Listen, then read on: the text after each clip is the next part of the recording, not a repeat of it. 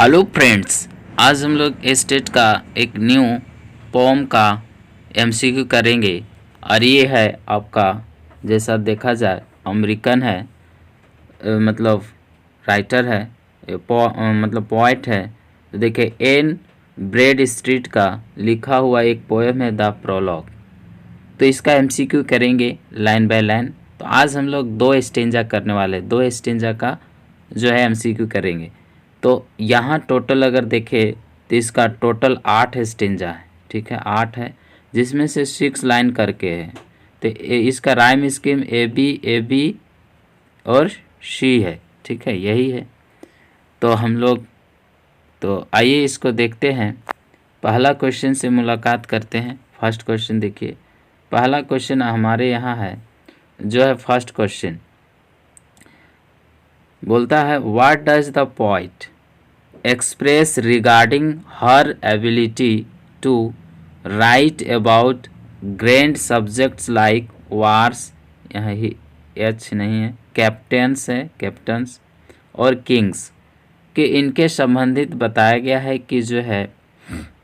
तो इसमें आपका ऑप्शन है पोइट जो एक्सप्रेस कर रहा है, ठीक है, उनकी एबिलिटी है कि ये ग्रैंड सब्जेक्ट के बारे में वो लिख सकती है, कहने मतलब। तो उन लिखे हुए चीज़ों को ये एक्सप्रेस करती है, जैसे वार्स के बारे, कैप्टन्स के बारे, किंग्स के बारे, ये लिखने का एबिलिटी है उनका। तो यहाँ पे बात किया है confidence in her superior writing skill. Next है humility stating that her pen is not worthy of such subjects. और नेक्स्ट है आपका यहाँ, ठीक है, envy towards other poets who can handle such topics. और नेक्स्ट है indifference towards grand themes in poetry. तो आपका राइट क्या हो जाएगा? इसका आंसर जो है आपका यहाँ बताया गया है, ये आंसर आपका ये हो जाएगा, यानी बी इसका राइट होगा, ठीक है। पहला स्टेंजा का पहला क्वेश्चन ये था। नेक्स्ट क्वेश्चन देखिए, सेकंड क्वेश्चन सेकंड देखिए, बोलता है व्हाट डज द पोइट ठीक है propose regarding the treatment of grand subject in her writing. तो यह बता रहे हैं, मतलब पोइट जो कह रही है क्या कि जो है उनके पोइट कह रही है, यानी कवित्री है यहाँ पे जो लिखी है ना, ब्रेड स्ट्रीट। तो वो कहती है कि अपने राइटिंग में जो है ना ग्रैंड सब्जेक्ट का जो ट्रीटमेंट है उनके संबंधित क्या प्रस्ताव, यानी पोइट प्रस्ताव रखती है, ठीक है। तो वही बोलता है she suggests that other poets should not attempt them either. Next है the she encourages poets and historians to highlight those themes. Next है she claims her lines are superior to others in handling such themes. Next है she dismisses the significance of grand subjects. Next है आप complete हो गया। तो इनमें से क्या होगा? देखिए, यह हर पोएम का लाइन ही है सब जो उसमें कहा गया। तो देखिए इसका राइट ऑप्शन क्या हो जाएगा? आपका ऑप्शन यहाँ आपका राइट हो जाएगा बी, यानी वो पोएट और हिस्टोरियन को क्या करती है ना, करेजेस करती है और हाईलाइट करती है उनके जो थीम है उस थीमों को, ठीक है। चलिए क्वेश्चन नंबर 3। क्वेश्चन देखिए, एक भी प्रश्न नहीं जाएंगे, आपको जितना बता रहे हैं, जितना एमसीक्यू करा रहे हैं ना, सारे देख लीजिए। देखिए आपका जो है ना हर एक टॉपिक का लाइन बाय लाइन एमसीक्यू देना, उससे बाहर नहीं पूछेगा, ठीक है, जो है उसी से क्वेश्चन बनेगा ना। क्वेश्चन नंबर आइए नेक्स्ट है, how does the poet feel, यानी पोइट जो है कवि है, कवित्री जो है कैसा फील करती है when regarding the works of great Bartas का जो काम है उस काम से संबंधित बात किया जा रहा है, जब है ना रिगार्ड संबंधित बता रहे हैं, तो वो समय क्या फील होता है? Admiration and inspiration. नेक्स्ट है ठीक है, एनवी और रिग्रेट। और नेक्स्ट है ठीक है, और रिवरेंस, नेक्स्ट है डिफरेंस और डिटैचमेंट। तो आपका राइट क्या हो जाएगा, इसके जो है ना यहाँ एनवी और रिग्रेट की बात की गई है, ठीक है, यानी आपका बी राइट हो जाएगा। क्वेश्चन आइए 4। क्वेश्चन 4 कहता क्या, क्वेश्चन 4 कहता है what does the poet lament regarding her muses, मतलब muse ability to sing in the stanza. Stanza जो भी मतलब यहाँ फर्स्ट की बात होगा था, लेकिन स्टेंजा में क्या, ऐसे स्टेंजा वहाँ आपको नहीं रहेगा, ठीक है, हम फिलहाल ऐसे ही कर दिए ताकि आपको याद रहेगा कौन सा स्टेंजा है। तो देखिए द फर्स्ट, ये फर्स्ट स्टेंजा का बोलता है द म्यूजेस है ना, muses in ability to improve due to nature's design. Nectar में म्यूजे, ठीक है, muse refusal to sing about grand subject, और muse lack of beauty and perception. Next है म्यूज इंटेंस, ठीक है, insistence on using broken strings. तो इसका right क्या हो जाएगा 4 का, तो 4 का ये राइट हो जाएगा आपका ए, ठीक है। इनएबिलिटी की बात किया गया, उस इनएबिलिटी है जो improve due to nature design के कारण उसको इनएबिलिटी को इम्प्रूव, इस तरीके से, यानी आपको क्वेश्चन नंबर ये जो है ए राइट हो, ऑप्शन नंबर ए।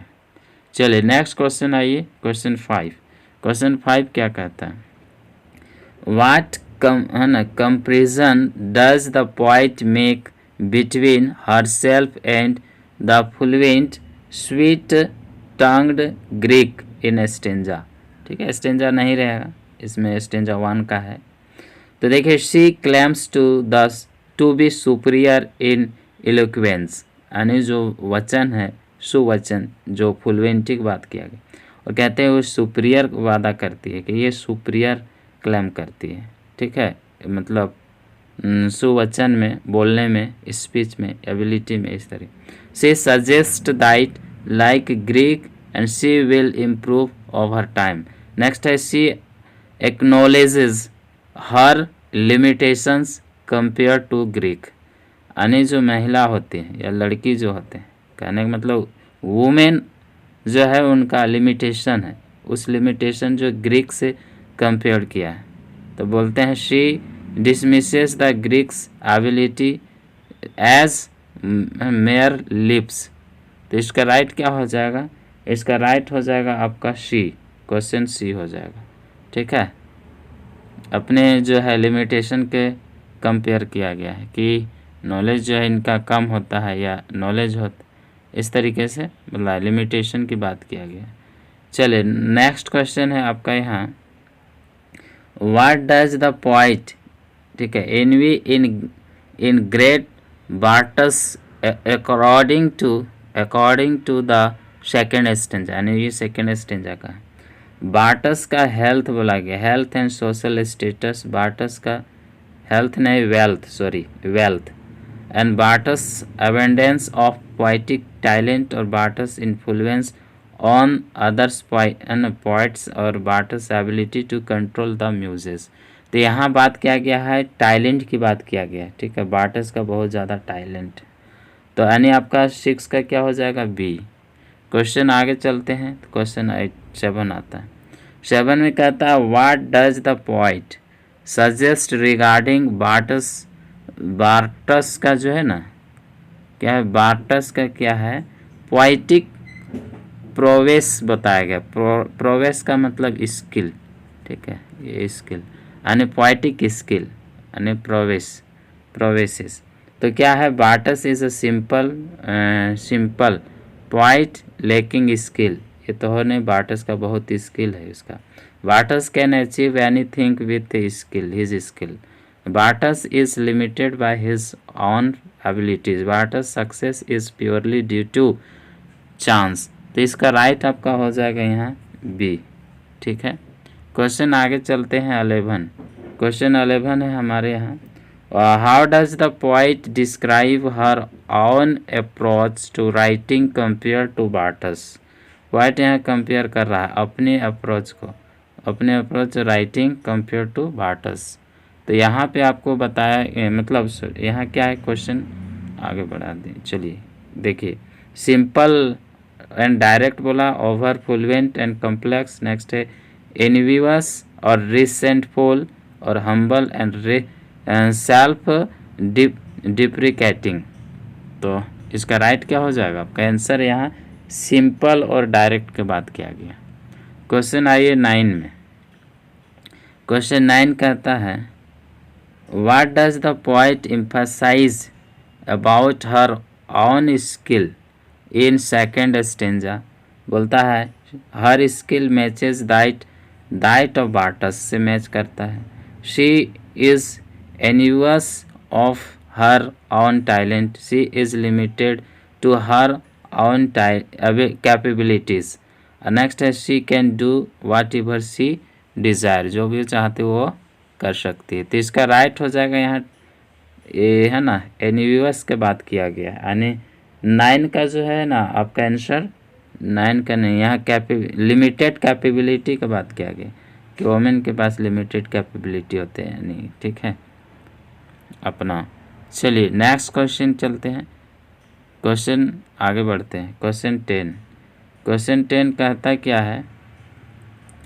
क्वेश्चन 10 कहता है what does the poet acknowledge. जो पोएट है ठीक है ब्रैड स्ट्रीट है, वो कहती मतलब स्वीकार करती है, मानती है as regarding principle for her poetic expression, उनके पोएटिक एक्सप्रेशन का कुछ सिद्धांत को गाइड करती। तो देखिए नेचर्स यहाँ ठीक है इरपेरेबल डिज़ाइन, है ना इरपेरेबल डिज़ाइन। नेक्स्ट है the need for improvement over time. Next है limits of her own skill और influence of other poets like Bartas. तो इसका राइट क्या हो जाएगा? इसका राइट हो जाएगा आपका लिमिटेशन की बात किया गया। ठीक है यानी आपका आंसर क्या हो जाएगा? आपका आंसर यहाँ सी हो जाएगा। तो आज मैं इतना ही करते हैं, बाद में फिर हम लोग आगे करेंगे। फिर हम लोग मिलते हैं, यहाँ 11 से शुरू होगा। पूरे हर स्टेंजा बाय स्टेंजा आपको क्वेश्चन है और आपको करवाएंगे, प्रैक्टिस करवाएंगे हर टॉपिक को, और सारे टॉपिक को मैं बना चुके हैं लगभग। यह आंसर जो है सामने रख दिए हैं, पहले बोलते थे आंसर नहीं रहता है, इसलिए मैं आंसर रख दिए हैं। ठीक है सामने है। थैंक यू, फिर मिलते हैं हम लोग।